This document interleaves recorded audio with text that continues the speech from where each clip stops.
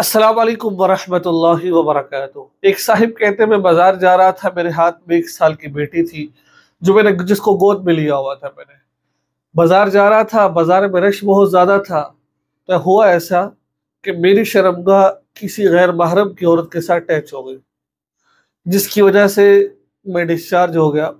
اب پوچھنا یہ چاہتا ہوں، کیا اس سے میری بیوی کا نکاح ٹوٹ جائے گا؟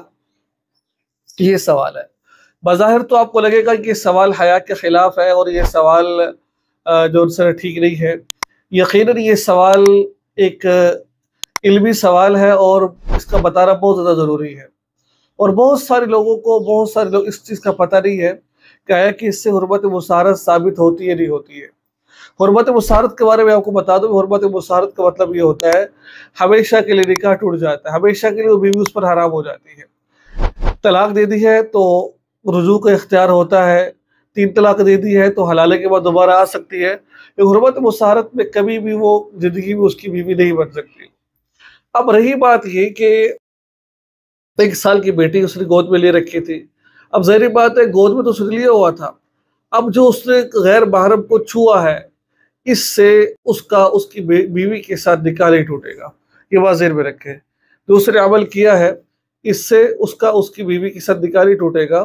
ہاں، جس کے ساتھ اس نے یہ عمل کیا ہے، یہ بات ذہن میں رکھیے گا، جس کے ساتھ اس نے یہ عمل کیا ہے، جس عورت کے ساتھ جو بازار میں جا رہی تھی، ہاں، تو اس سے اگر پورے شرائط کو دیکھا جائے، پورے واقعے کو سنا جائے، کس طرح ٹچ ہوا تھا، کتنی مقدار، یہ الگ مسئلہ ہے یہ والا۔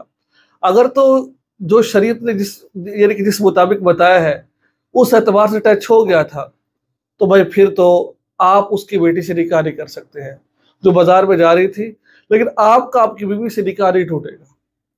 یاد رکھیے کہ اگر کوئی بیٹی کو شہوت سے چھو لے یا پھر غلط کام کر لے، مثال کے طور پر اب اس میں عمر دیکھی جاتی ہے، کسی نے جو بیٹی کا بوسہ لیا ہے، شہوت آ گئی، اب اس میں عمر دیکھی جائے گی۔ اگر اس بچی کی عمر 9 سال سے کم ہے تو حرمت مصارت ثابت نہیں ہوتی ہے، اگر 9 سال سے زیادہ ہے تو حرمت مصارت ثابت ہو جاتی ہے۔ تو یہ ایک مسئلہ تھا جو میں نے بھی آپ کے ساتھ بیان کیا ہے۔ تو عمر کو نہیں بڑھ گئی، تو 1 سال کی بچی ہے۔ بہرحال کوئی باپ اپنی بیٹی کے ساتھ ایسا کرتا تو نہیں ہے، اور بہرحال اسی لیے ہم کہتے ہیں کہ اپنے ساتھ اپنے بچوں کو نہ سلایا کرے، ایسا نہ ہو کہ حرمت مصارت ثابت ہو جائے اور آپ کی بیوی آپ کے لیے ہمیشہ کے لیے حرام ہو جائے۔ تو یہ تھا آج کا مسئلہ، مجھے امید ہے مسئلہ آپ کو سمجھ آ گیا ہوگا۔ دعا میں یاد رکھیے گا، جو بات سمجھ نہ آئے آپ پوچھ لیا کریں، اور اس طرح کے پیچیدہ مسائل کے لیے اپنے قریبی دارالفتہ سے رابطہ کیا کریں۔ السلام علیکم ورحمۃ اللہ وبرکاتہ۔